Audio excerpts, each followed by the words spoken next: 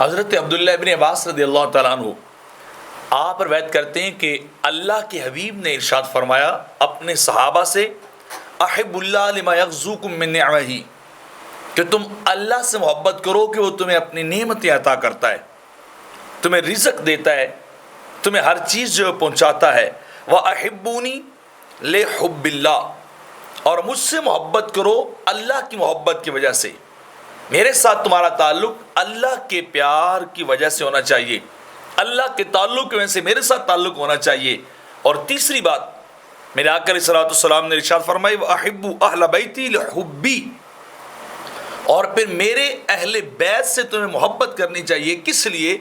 بِحُبِّي، میری محبت کی وجہ سے، یعنی جس کو میں مصطفیٰ سے محبت ہے اسے میرے اہل بیت سے محبت ہونی چاہیے، اسے میرے گھرانے سے پیار ہونا چاہیے، اسے علی و فاطمہ حسن و حسین سے محبت ہونی چاہیے۔ جو یہ چاہتا ہو کہ یا جو شخص یہ دعویٰ کرتا ہو کہ مجھے مصطفیٰ سے محبت ہے، کیونکہ میرے آقا فرما رہے ہیں میری محبت کی وجہ سے ان سے محبت اور ان سے جو ہے وہ پیار کرنا چاہیے۔ ایک لمبی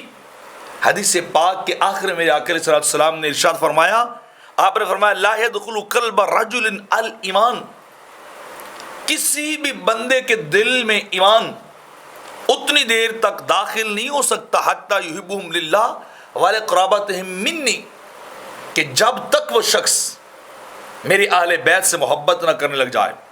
میرے اہل بیت سے اللہ کی رضا کے لیے، اللہ کی محبت کے لیے ان سے محبت اور پیار نہ کرے۔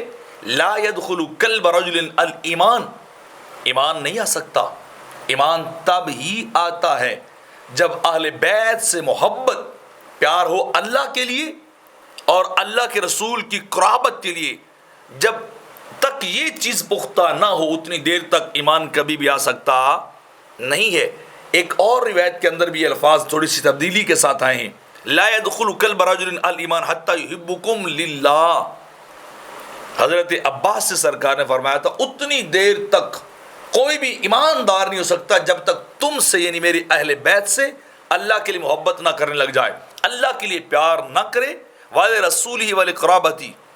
اللہ کے لیے بھی محبت کرے، اللہ کے رسول کے لیے محبت کرے، والے قرابتی، اور میری قربت رشتہ داری کی وجہ سے بھی۔ تو جب تک اہل بیت سے محبت نہ ہو ایمان کا دعویٰ خالی خولی رہتا ہے، ایمان کی بات بغیر ثبوت پہ رہتی ہے، حقیقت ایمان نہیں آتی ہے۔ ایمان اس وقت آتا ہے جب اہل بیت سے محبت ہو جائے، خاندان رسالت سے پیار